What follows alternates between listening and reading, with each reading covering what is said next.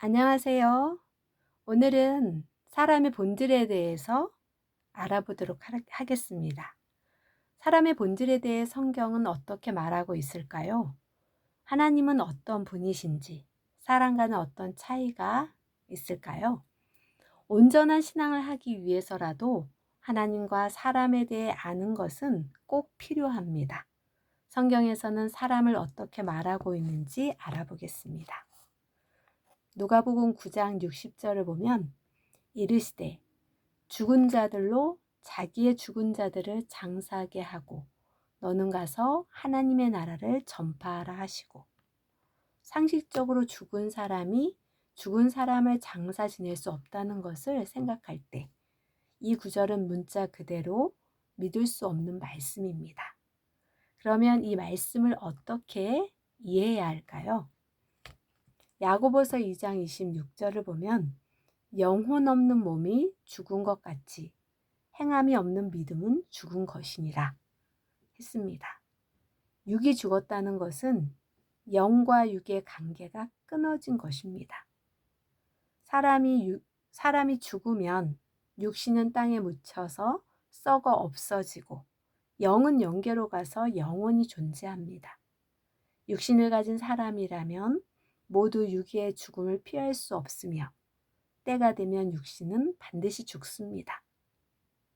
창세기 2장 17절을 보면 선악을 알게 하는 나무의 열매는 먹지 말라. 내가 먹는 날에는 반드시 죽으리라 하시니라. 에스겔 18장 4절을 보면 모든 영혼이 다 내게 속한지라. 아버지의 영혼이 내게 속한 같이 그의 아들의 영혼도 내게 속하였나니 범죄하는 그 영혼은 죽으리라.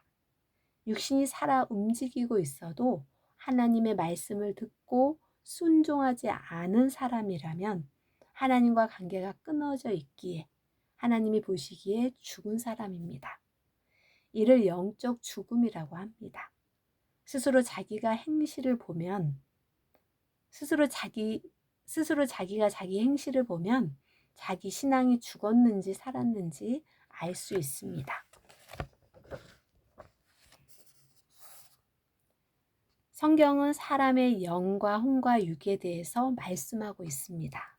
히브리서 4장 12절을 보면 하나님의 말씀은 살아있고 활력이 있어 좌우의 날선 어떤 검보다도 예리하여 혼과 영과 및 관절과 골수를 찔러 쪼개기까지 하며 또 마음의 생각과 뜻을 판단하나니.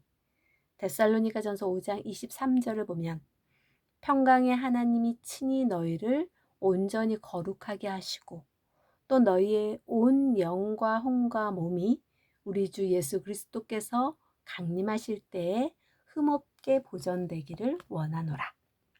먼저 육에 대해서 알아보면요. 고린도후서 4장 16절 그러므로 우리가 낙심하지 아니하노니 우리의 겉사람은 낡아지나 우리의 속사람은 날로 새로워지도다.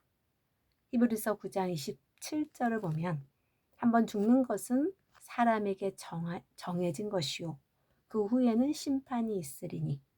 성경은 육을 겉사람이라고 표현하고 있습니다. 뼈와 살로 구성되어 있고 오감과 본능을 가지고 있는 존재입니다. 이 땅에서 태어나 땅을 딛고 살아가며 땅의 소산물을 먹고 죽으면 다시 땅으로 돌아가는 존재입니다. 그래서 사람을 흙으로 만들었다고 비유적인 표현을 한 것입니다. 다음은 혼에 대해서 알아보겠습니다. 전도서 3장 21절을 보면 인생들의 혼은 위로 올라가고 짐승의 혼은 아래 곧 땅으로 내려가는 줄을 누가 알랴. 혼은 육으로 행하는 의를 영에게 공급하는 육과 영의 연결고리입니다. 쉽게 설명하자면 꿈에 보이는 자기 모습이 바로 혼이며 자기 육신이 생각한 것들이 꿈의 혼의 모습으로 실체화되어서 보이기도 합니다. 육으로는 결코 갈 수 없는 곳이라도 육이 잠을 잘 때 혼으로는 갔다 올 수 있습니다. 혼의 수준이 높고 지능이 발달되어 있으면 여기저기 다니면서 보고 잠에서 깨면 육에서 알려주기도 합니다. 그리고 영에 대해서 알아보겠습니다. 고린도전서 15장 44절을 보면 육의 몸으로 심고 신령한 몸으로 다시 살아나나니 육의 몸이 있은즉 또 영의 몸도 있느니라. 성경은 영을 속사람 또는 신령한 몸이라고 표현하고 있습니다. 영의 모양과 형상은 육처럼 지체를 가진 형체로 존재하는데 육처럼 늙거나 병들거나 죽거나 썩어 없어지지 않고 영원히 존재합니다. 자기 육이 남자라면 그 영도 남자이고 육이 여자이면 그 영도 여자입니다. 기본적으로 사람의 영은 자신의 육의 모습과 성품을 담고 있고 하나님을 담고 있습니다. 영은 육의 정신과 행실에 의해서 변화되고 성장하는데 온전히 변화된 영의 능력은 시공간의 한계가 없이 무한합니다. 사람이 자기 혼은 쉽게 볼 수 있지만 영은 보기 어려워서 그 존재를 믿기 힘듭니다. 그러나 혼을 알면 그와 같이 자기 영이 존재한다는 것을 알게 됩니다. 사람이 신령하지 않으면 자기 영혼이 있음을 확실하게 모르고 죽습니다. 그러나 육신이 죽으면 자기 영을 영계에서 마치 육신을 보듯이 확실하게 보게 됩니다. 마치 낮에는 햇빛에 묻혀 달과 별이 안 보이다가 밤이 되면 달과 별이 잘 보이는 이치와 같습니다. 영원한 존재인 영의 특성을 보면 영원히 사는 존재입니다. 그리고 하나님과 교통하며 천국을 가는 존재입니다. 육의 정신과 행실에 의해서 변화되고 성장합니다.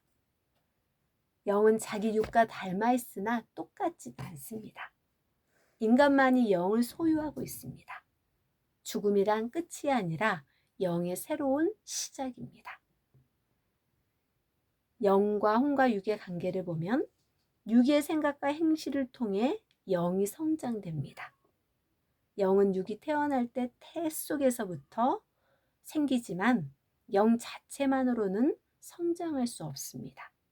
육이라는 모태를 통해 육의 생각과 행실을 그대로 받아 성장하고 변화됩니다. 육이 밥을 먹고 살아가듯이 영은 진리의 말씀을 듣고 성장하고 살아갑니다. 육이 이 세상에서 하나님의 말씀을 듣고 지켜 행함으로 육과 혼이 정결하고 흠없이 변화되면 이에 따라 영도 흠없는 영으로 변화됩니다. 사람의 인생 100년은 자기 영을 온전히 하늘나라 형체로 만드는 기간입니다. 최고로 귀한 영입니다. 육이 천국에 가는 것이 아닙니다. 자기 육이 성삼위를 믿고 보낸 자와 그 말씀을 듣고 자기 스스로 행함으로 자기 영을 천국의 영으로 변화시켜 영이 천국에 가는 것입니다. 다만 비행기도 온전히 만들기 전까지는 공중을 비행하며 수억 리를 날아갈 수 없듯이 자기 영을 천국의 영으로 온전히 만들지 않으면 천국에 못 갑니다. 육이 땅의 흙과 태비와 같다면 혼은 땅의 영양을 빨아 올려 자라는 나무와 같고 영은 그 영양을 빨아들여 나무에서 결실한 열매와 같습니다. 자기 영을 온전히 변화시켜 구원해 놓으면 영원히 살아가기 때문에 영이 최고로 귀하고 중합니다. 요한복음 6장 63절을 보면 살리는 것은 영이니 육은 무익하니라. 내가 너희에게 이른 말은 영이요 생명이라. 하지만 사람들은 자기 생각을 중심하여 육적으로 생각하면서 살아가니 문제가 많고 인생이 공고하며 걱정과 근심과 염려 속에서 살게 되고 현재에도 미래에도 희망이 없고 허무한 거죽 인생을 살게 됩니다. 결국 육에 속한 자가 되어 육적으로 살다가 육으로 끝나고 맙니다. 영적으로 살아야 세상을 이기고 다스리며 공고하지 않게 인생길을 바로잡고 영생길로 가면서 희망으로 살게 됩니다. 이제 결론입니다. 사람은 영과 혼과 육을 가진 존재임을 알고 살아야 합니다. 성경을 볼 때 영과 육을 구분해서 봐야 합니다. 먼저 성경을 볼 때 사람의 육을 두고 한 말씀인지 영을 두고 한 말씀인지 구분해서 봐야 합니다. 영을 두고 하신 말씀인데 육으로 생각하면 크게 오해를 하게 됩니다. 그리고 영을 위해 살아야 합니다. 마태복음 6장 33절을 보면 그런즉 너희는 먼저 그의 나라와 그의 의를 구하라. 그리하면 이 모든 것을 너희에게 더하시리라. 성경은 사람의 핵심이 영이라고 말하고 있습니다. 우리가 신앙을 하는 근본적인 이유가 바로 영 때문입니다.